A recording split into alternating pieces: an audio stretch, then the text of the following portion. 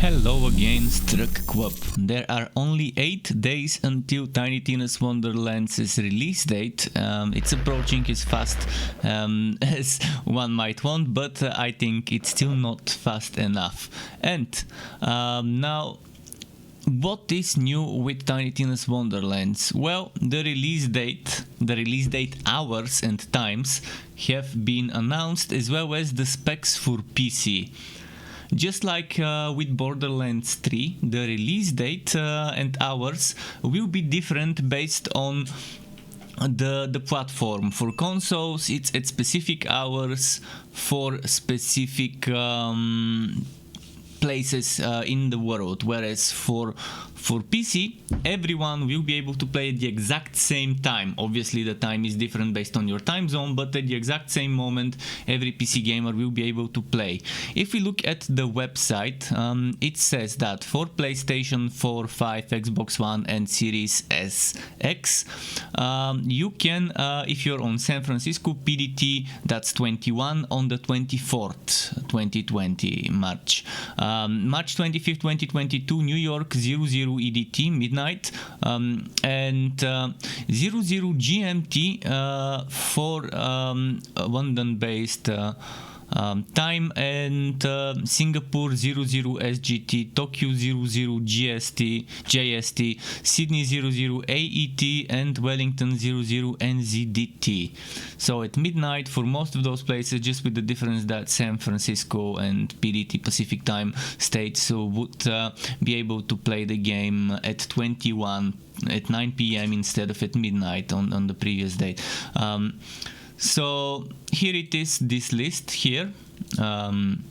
Check whichever fits your time zone. That's it for console. Whereas for PC, it's at the exact time for everyone from the looks of it. So Tokyo 8 in the morning, Singapore 7 in the morning, Sydney 10 in the morning, Wellington 12 in the morning, London 23 GMT, so 1 hour before midnight, Central European Time midnight.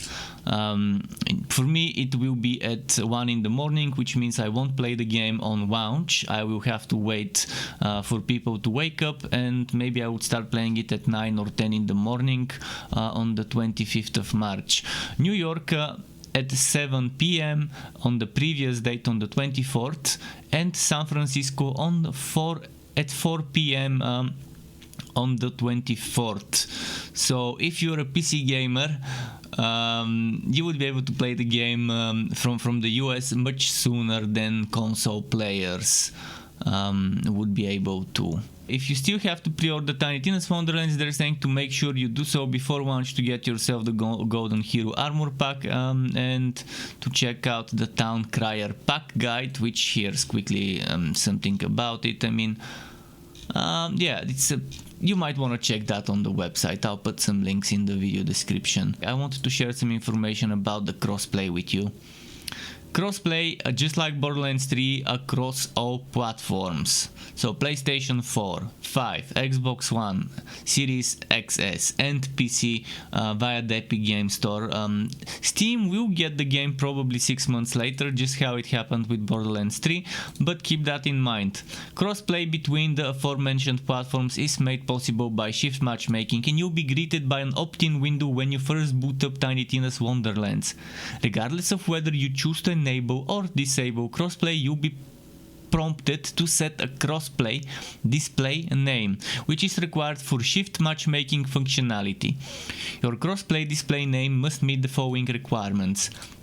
Most of you probably have some, but those of you who don't yet, it must be a unique name not already in use by a Tiny Tina's Wonderlands player. It must be between 3 and 16 characters long, start with a letter, and is limited to A, Z undercase, A, Z uppercase, and 0 to 9.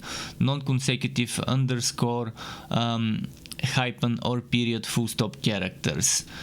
Then you can change your display name on your personal account page on the Shift website or in Tiny Tina's Wonderlands via the social menu option from the main menu or pause menu.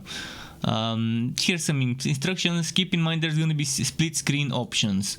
You can go questing with your buddies in person with Woko split screen multiplayer for Tiny Tina's Wonderlands on consoles.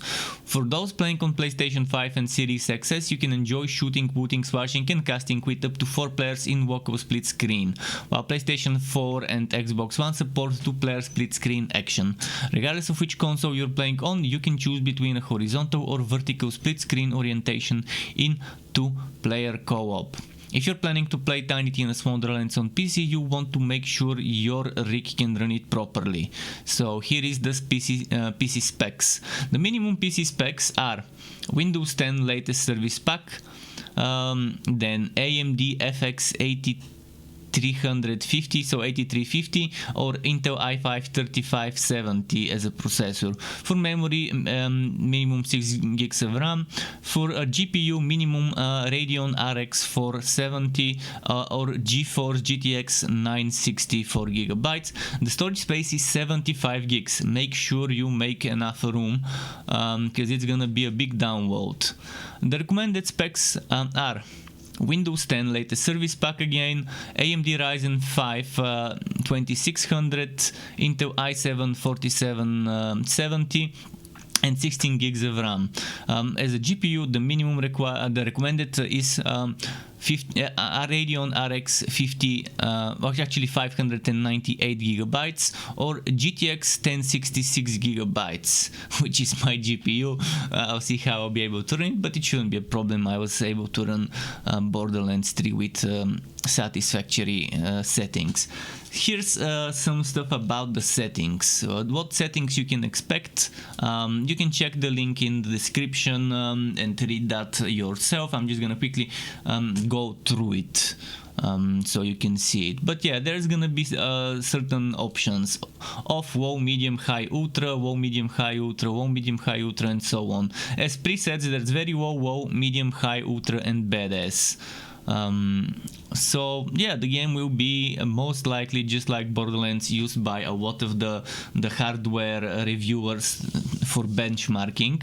And Gearbox has a nice partnership with AMD, or at least used to. I'm not sure whether they still do have it, but Gearbox used to have a partnership with AMD, and their games are better optimized for AMD, and that's why on benchmarks, when people are testing AMD NVIDIA graphic cards and stuff, the AMD ones give better results when it comes to Borderlands 3. So most likely it will be the same with this one. And another thing with that partnership to keep in mind, there will probably very high probability of promotions, where you could get Tiny Tina's Wonderlands as a package deal for free when you buy a new AMD product like a GPU, CPU, etc.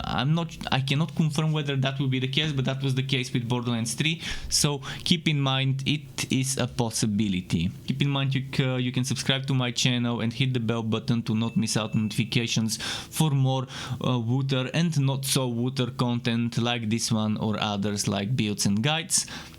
There's also memberships on my channel, which is a monthly recurring payment that you can cancel at any time, which will grant you access to special perks like emotes or badges made by me, as well as the option to ask me one-on-one for tutorials on Discord about Photoshop, Premiere and After Effects, just the basics though. Thanks again for watching all the way until the end. Struck weapon. Till next time, and goodbye.